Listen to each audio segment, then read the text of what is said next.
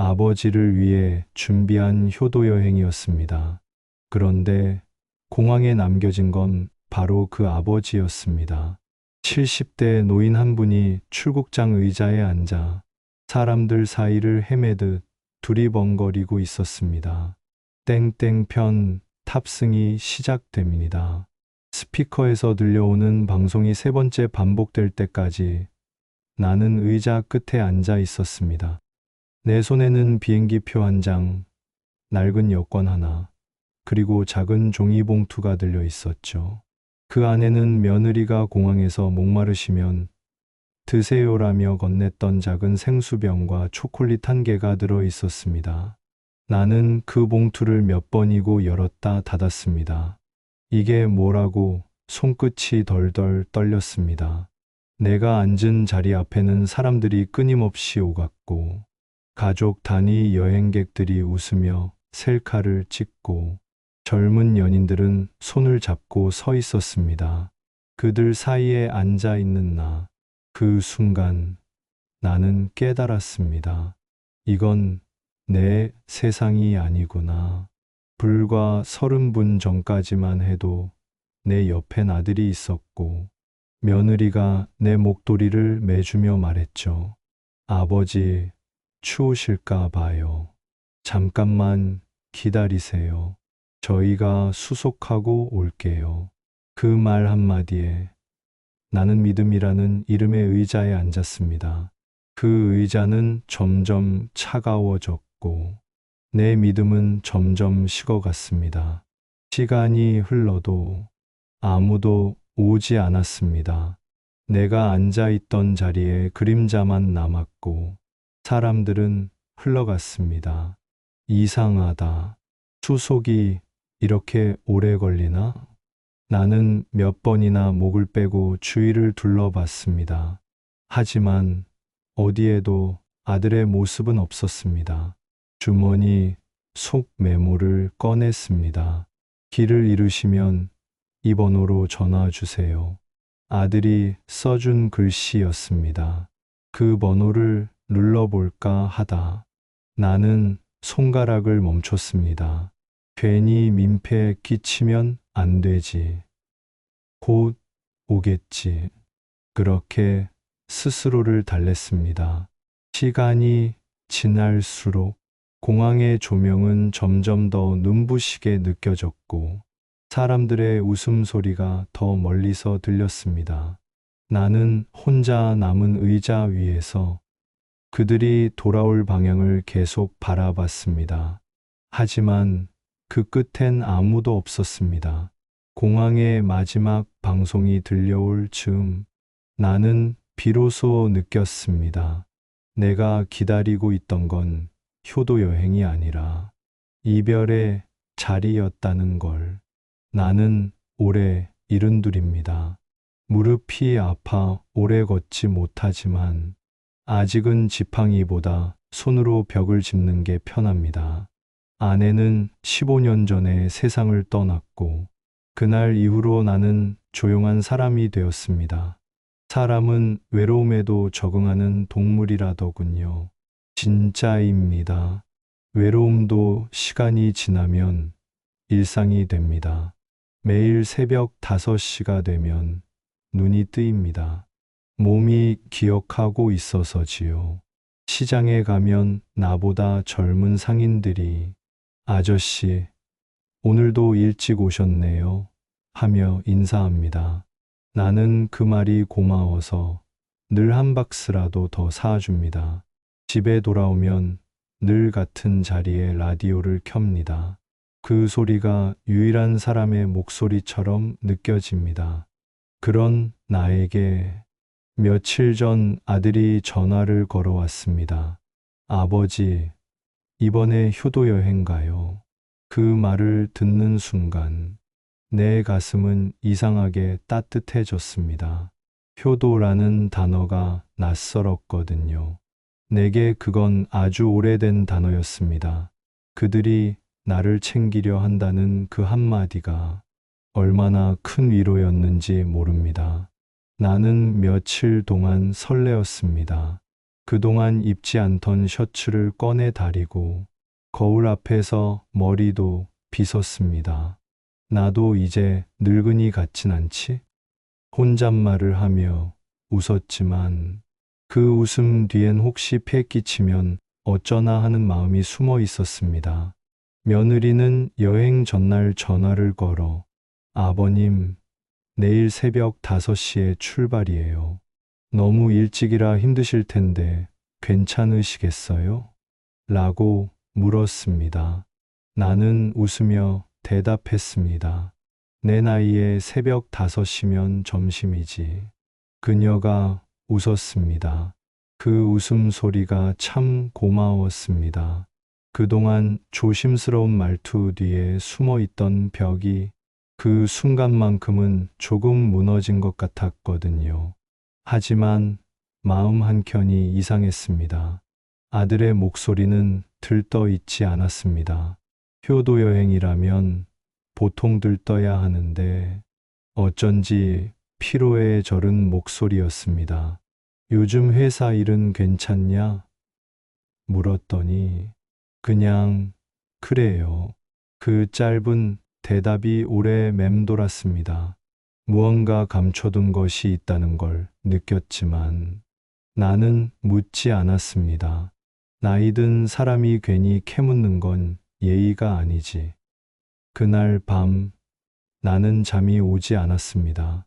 서랍 속에서 아내의 사진을 꺼내놓고 여보, 나 내일 여행 가기로 했어.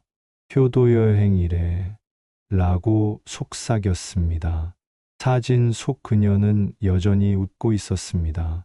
그 웃음이 좋겠다는 듯 보였습니다. 나는 그 웃음을 믿고 잠들었습니다. 내가 몰랐던 건 그 여행이 내 인생에서 가장 긴 하루가 될 거라는 사실이었습니다. 택시 안은 생각보다 조용했습니다.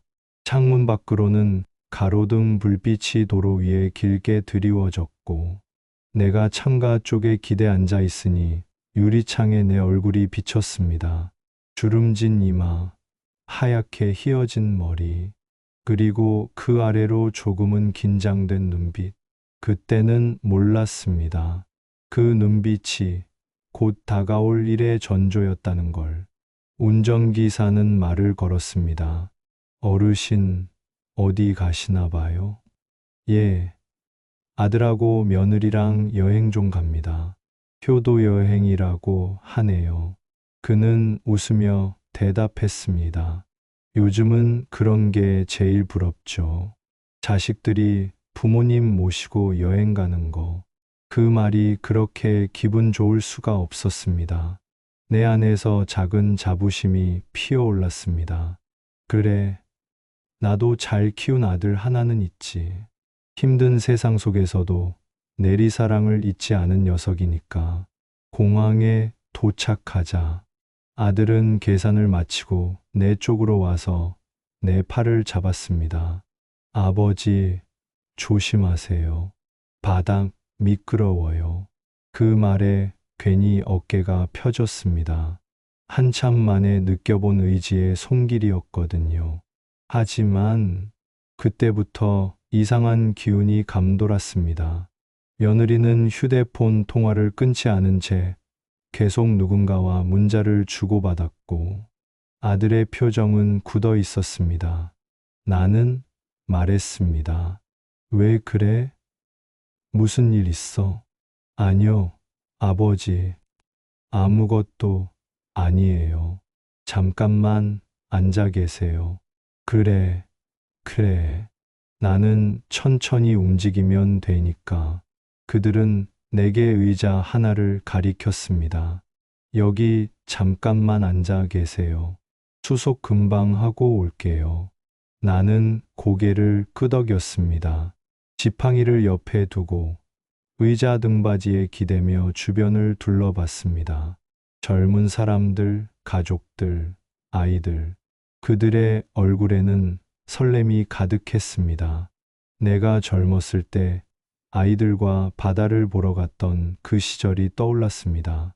그때는 돈도 넉넉지 않았고 그늘 아래에서 김밥 한 줄로 하루를 버텼지만 그래도 행복했습니다.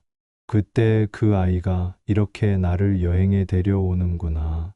그 생각 하나로 마음이 따뜻해졌습니다. 하지만 그 따뜻함은 오래가지 않았습니다. 10분, 20분, 30분. 시간이 흐를수록 의자 위에 내 몸은 점점 무거워졌고 주변 풍경은 점점 낯설게 변했습니다. 사람들이 떠나가고 내 주위 의자들이 비워졌습니다. 나는 손에 쥔 표를 들여다봤습니다. 탑승 게이트 B-21. 그곳이 어디 있는지도 몰랐습니다. 그저 아들이 돌아와 나를 데리고 갈 거라 믿었죠. 한참 후, 멀리서 며느리와 비슷한 옷차림의 여자가 지나가는 게 보였습니다. 나는 자리에서 일어나 손을 흔들었습니다. 야, 여기 있다. 하지만 그 여자는 나를 쳐다보지 않았습니다. 내 목소리는 사람들 소음 속에 묻혀버렸습니다. 그때부터 불안이라는 단어가 내 마음 안에 들어왔습니다. 편 승객께서는 지금 즉시 탑승 게이트로 이동해 주시기 바랍니다. 그 방송이 들려올 때 나는 자리에서 일어났습니다. 주위를 둘러봤지만 여전히 아무도 없었습니다. 그제야 무릎이 떨리기 시작했습니다. 의자에 다시 주저앉으려 했지만 다리가 말을 듣지 않았습니다. 나는 비행기 표를 꼭 쥔 채 근처 안내 데스크로 갔습니다. 저기요. 이게 제 표인데요. 가족들이 아직 안 와서요. 직원은 잠시 내 표를 보더니 당황한 표정으로 모니터를 확인했습니다. 그리고 천천히 고개를 들었습니다. 선생님, 가족분들은 다른 비행기로 이미 출국하셨습니다. 그 말이 귀를 뚫고 들어왔습니다. 나는 말했습니다. 아니, 그럴 리가요. 나랑 같이 왔는데 여기 제 표도 있고. 직원은 말끝을 흐리며 눈치를 봤습니다. 그 눈빛 속엔 미안함이 섞여 있었지만 그보다 더 강하게 느껴진 건 불편함이었습니다. 그녀는 나를 문제 손님으로 보는 것 같았습니다. 내가 뭐가 문제였을까요? 그저 늙은 것 하나가 전부인데 그 순간 내 가슴 속 어딘가가 무너져 내렸습니다. 나는 의자에 다시 주저앉았습니다. 머리가 어지러워 눈앞이 희미했습니다. 손에 쥔 표는 구겨져 있었고 지팡이가 바닥에 떨어졌습니다. 이게 무슨 일이야?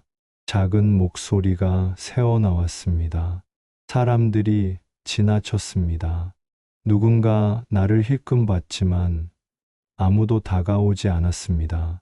잠시 후 방송이 또 흘러나왔습니다. 탑승 게이트 B-21 마지막 승객 탑승 중입니다. 그 방송은 마치 내 이름을 부르는 것 같았습니다. 나는 손에 쥔 표를 바라봤습니다. 효도 여행.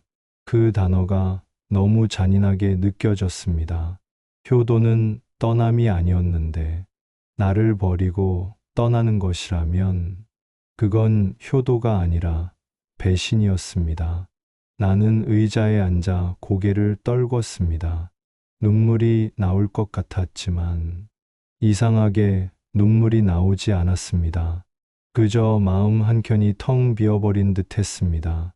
기다림이 이토록 잔인한 일이라는 걸 그날 처음 알았습니다. 잠깐의 침묵. 사람들은 떠났고 공항의 조명만이 나를 비추고 있었습니다. 그 빛 아래에서 나는 혼잣말을 했습니다.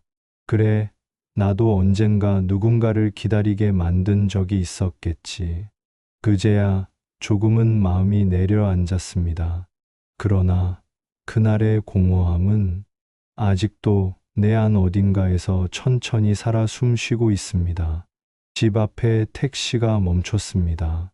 운전기사는 룸미러로 내 얼굴을 보며 조심스레 물었습니다. 어르신, 가족 여행 다녀오시는 길이세요? 나는 잠시 대답을 망설이다가 조용히 말했습니다. 아니요. 그냥 혼자 다녀왔습니다. 그 말이 내 입에서 나오는 순간 가슴 속에 무언가가 무너져 내렸습니다. 집 문을 열자 어두운 공기가 훅 들어왔습니다. 며칠 전 다려놓은 셔츠가 의자에 그대로 걸려 있었고 식탁 위엔 출발 전에 끓여둔 된장국이 식은 채 남아 있었습니다. 냄비를 열자 하얀 기름막이 떠 있었습니다. 그걸 보니 문득 눈물이 났습니다. 이럴 줄 알았으면 끓이지 말 걸 그랬네. 그 한마디가 혼잣말로 흘러나왔습니다. 라디오를 켰습니다. 오늘은 가족과의 갈등을 주제로 한 사연입니다. 아나운서의 목소리가 흘러나왔지만 나는 아무것도 들리지 않았습니다. 내 마음이 너무 시끄러워서요. 그날 이후로 나는 밥을 잘 먹지 못했습니다. 식탁에 앉으면 자꾸만 공항의 냉기가 떠올랐습니다. 그 의자, 그 빛, 그리고 그들이 남기고 간 공허함이 내 옆에 앉아 있는 듯 했습니다. 하루 이틀 시간이 지나면서 사람들은 내게 전화를 걸었습니다. 어르신, 여행은 잘 다녀오셨어요? 나는 웃으며 대답했습니다. 그럼요. 잘 다녀왔습니다. 하지만 전화를 끊자마자 손이 덜덜 떨렸습니다. 거짓말을 했다는 죄책감 때문이 아니라 그 말을 할 때마다 내 자신이 더 작아지는 느낌이 들었기 때문이었습니다. 밤이 깊어지면 나는 습관처럼 창밖을 바라봤습니다. 가로등 불빛이 희미하게 흔들리고 옆집 아이 웃음소리가 멀리서 들려왔습니다. 그때마다 생각했습니다. 나는 언제부터 이렇게 외로움에 익숙해졌을까?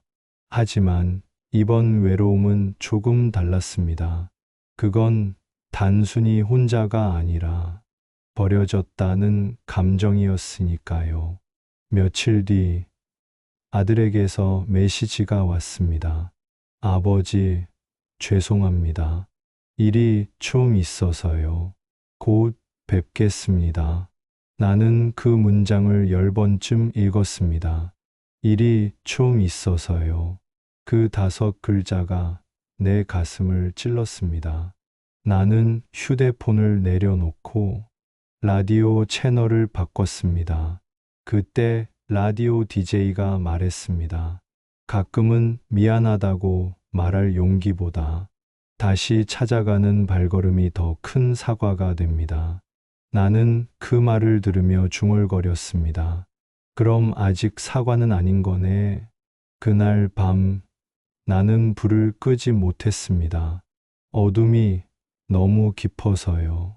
라디오 불빛 하나만 켜놓고 의자에 앉아 새벽을 맞이했습니다.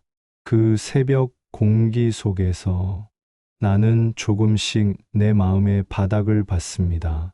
내가 그들을 용서할 수 있을까? 그 질문은 아직도 내 안 어딘가에 남아 있습니다. 다음 날 아침 문을 두드리는 소리가 들렸습니다. 나는 천천히 문을 열었습니다. 그곳엔 아들과 며느리가 서 있었습니다.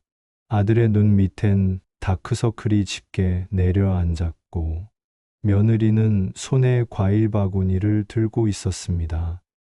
아버지, 그 한마디에 나는 말이 나오지 않았습니다. 얼마나 많은 감정이 그 짧은 두 음절 속에 숨어 있었는지 모릅니다. 그들은 조용히 들어와 식탁에 앉았습니다. 아들은 고개를 숙인 채 말했습니다. 아버지, 죄송합니다. 그날 저희가 너무 힘들었어요. 나는 묻지 않았습니다. 하지만 그는 계속 말했습니다. 회사가 어렵고 빚이 쌓이고 저희 둘 다 너무 지쳐 있었어요. 여행은 사실 그냥 도망이었어요. 도망치고 싶어서, 아무 생각도 하기 싫어서. 그런데 그 순간 아버지를 두고 떠났습니다. 그리고 나서야 깨달았어요. 우리가 버린 게 아버지가 아니라 우리 자신이었다는 걸. 그의 말이 끝나자 방 안은 조용했습니다. 냉장고 돌아가는 소리만 들렸습니다. 나는 잠시 눈을 감았습니다. 분노와 서운함이 한꺼번에 올라왔습니다. 그럴 수가 있냐? 그게 효도냐? 너희한텐 내가 그렇게 무거운 짐이었냐? 말이 끝나자 내 목소리가 떨렸습니다. 아들은 고개를 숙인 채 울었습니다. 며느리도 따라 울었습니다. 한참 후 나는 의자를 밀며 천천히 일어섰습니다. 창문을 열자 차가운 바람이 들어왔습니다. 그 바람이 내 마음을 조금 식혀주었습니다. 그래, 사람은 누구나 도망칠 때가 있지. 나도 예전에 도망쳤었지. 내 어머니 아플 때 무섭다고 병원 복도 끝에서 울던 적도 있었어. 그땐 아무것도 할 수 없었거든. 내 말에 아들이 고개를 들었습니다. 그 눈빛 속에는 후회와 안도가 섞여 있었습니다. 나는 덧붙였습니다. 하지만 도망친 후에 돌아올 용기가 더 중요하다. 너희가 지금 여기 왔으니까 나는 그걸로 됐다. 그 말과 함께 내 안에 무언가가 풀어졌습니다. 분노는 사라지지 않았지만 그 위로 작은 이해가 피어올랐습니다. 아들은 눈물을 닦으며 말했습니다. 아버지, 앞으로 뭐든 함께 할게요. 대출 문제도, 집 문제도, 이젠 숨기지 않고 이야기할게요. 며느리도 고개를 끄덕였습니다. 아버님, 정말 죄송했습니다. 그날 공항에서 저도 울었어요. 겁이 나서 돌아가지도 못했어요. 그녀의 눈에서 흐른 눈물은 진심이었습니다. 그때 나는 처음으로 그들을 용서할 수 있을 것 같았습니다. 창밖에 햇살이 비쳤습니다. 그 빛이 우리 식탁 위를 비추자 서로의 그림자가 조금 더 가까워졌습니다. 그 순간 나는 알았습니다. 가족이라는 건 완벽하지 않아도 다시 돌아오는 힘이 있는 사람들이라는 걸. 잠깐의 침묵. 그래, 이젠 밥 먹자. 내가 그렇게 말했을 때 아들과 며느리는 동시에 고개를 들었습니다. 그 표정엔 울음과 웃음이 섞여 있었습니다. 그건 우리가 다시 시작한다는 신호였습니다. 며칠 뒤 나는 시장으로 향했습니다.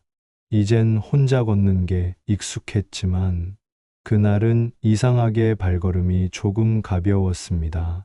며칠 전 있었던 대화 덕분이었죠. 아들과 며느리가 내게 말했습니다. 아버지, 이제부터는 함께 하겠습니다. 대출 문제도, 집 문제도, 도망치지 않고 같이 버텨볼게요. 그 말은 거창하지 않았지만 내겐 세상에서 가장 단단한 약속처럼 들렸습니다. 사람이 믿음을 잃으면 다시 회복하기 어렵지만 그날 그들의 눈빛에서 진심을 봤습니다. 그래서 나는 나도 변해야겠다고 생각했습니다. 복지관을 찾아갔습니다. 거기서 상담을 받으며 돌봄 서비스 신청을 도왔습니다. 직원은 내 손을 잡으며 말했습니다. 어르신, 이렇게 미리 준비하시는 게 정말 현명하세요. 그 말에 괜히 뿌듯했습니다. 나는 예전엔 이런 걸 귀찮다고만 생각했지만, 이젠 알고 있습니다. 가족이 무너지지 않으려면 누군가 먼저 움직여야 한다는 걸. 그날 저녁 아들과 며느리가 집으로 왔습니다. 함께 밥상을 차렸습니다. 아버지, 저희가 김치 좀 담가 봤어요. 그녀의 손에는 김치통이 들려 있었고, 김치 국물 냄새가 방 안에 퍼졌습니다. 그 냄새가 그렇게 따뜻하게 느껴질 줄은 몰랐습니다. 며느리는 쭈뼛거리며 웃었습니다. 좀 짜요. 첫 도전이라. 나는 젓가락으로 한 입 떠서 먹었습니다. 짠 게 아니라 사람 맛이 나네. 그 말에 그녀가 울었습니다. 그 눈물은 미안함이 아니라 안도였습니다. 아들은 내 앞에 앉아 수첩을 펼쳤습니다. 아버지, 이건 저희 계획이에요. 그 속엔 빽빽하게 적힌 글씨가 있었습니다. 은행, 대출 재조정, 월세, 감액 협상, 며느리의 주말 부업 정리, 가족 상담, 신청, 다음 달 진짜 함께 가는 여행. 그 글씨들을 읽는데 마음 한켠이 묘하게 뭉클했습니다. 나를 공항에 남겨두었던 사람들이 이젠 나와 함께 걸을 계획을 세우고 있었습니다. 나는 조용히 말했습니다. 그래, 돈이든 마음이든 다시 시작할 수 있으면 그걸로 됐다. 아들은 고개를 숙였고 며느리는 두 손을 모았습니다. 그날 밤 우리는 세 식구가 오랜만에 같은 식탁에서 저녁을 먹었습니다. 반찬은 평범했지만 밥 냄새가 유난히 달게 느껴졌습니다. 그건 아마도 용서의 냄새였을 겁니다. 며칠 후 나는 오랜만에 이발소를 찾았습니다. 거울에 비친 내 얼굴이 조금 달라 보였습니다. 이젠 버려진 사람이 아니라 다시 걸어가는 사람이 되어 있었습니다. 그날 오후 아들이 전화를 걸어왔습니다. 아버지, 다음 주에 시간 괜찮아요? 어머니가 좋아하던 곳, 그 바다에 같이 가요. 나는 웃으며 대답했습니다. 그럼 이번엔 놓치지 말고 꼭 같이 가자. 그때 알았습니다. 용서는 말로 하는 게 아니라 함께 움직일 때 완성된다는 걸.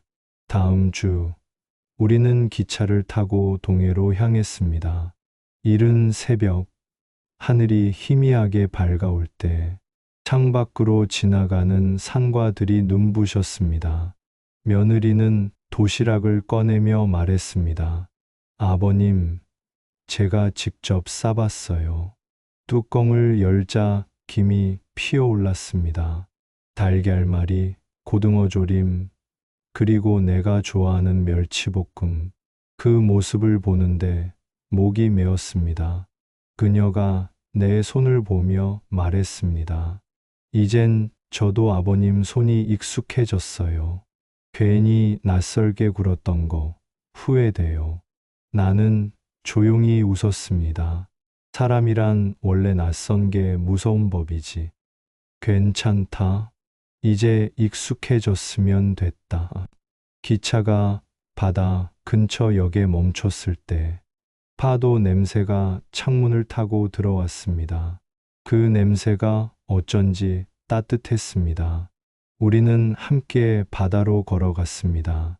바람이 세차게 불었지만 세 사람의 걸음은 이상하리만큼 가벼웠습니다.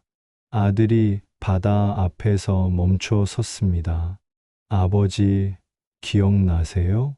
예전에 어머니랑 저랑 여기 왔었잖아요. 나는 고개를 끄덕였습니다. 기억나지? 그땐 내가 조개 껍질 주워서 자랑했지. 맞아요.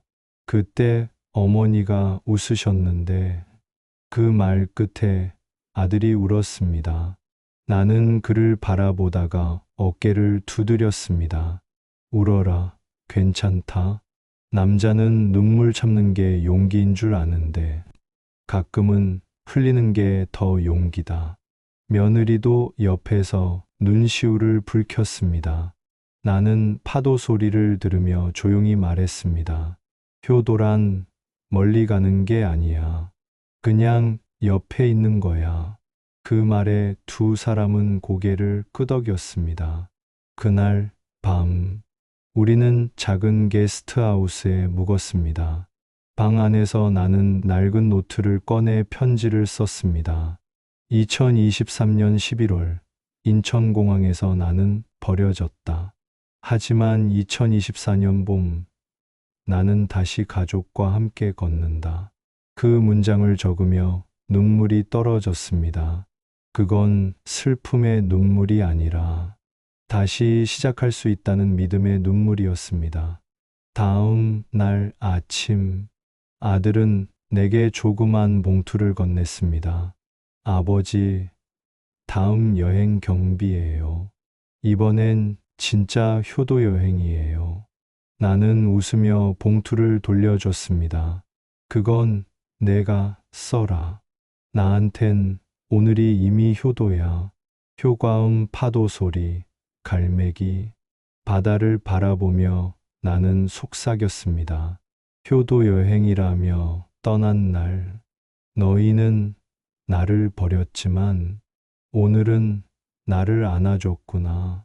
하늘은 맑았고 바람은 부드러웠습니다. 그 바람 속에서 나는 들었습니다. 아내의 목소리처럼 들렸습니다. 잘했어요, 여보. 이제 정말 괜찮아요. 나는 눈을 감았습니다. 그리고 조용히 대답했습니다.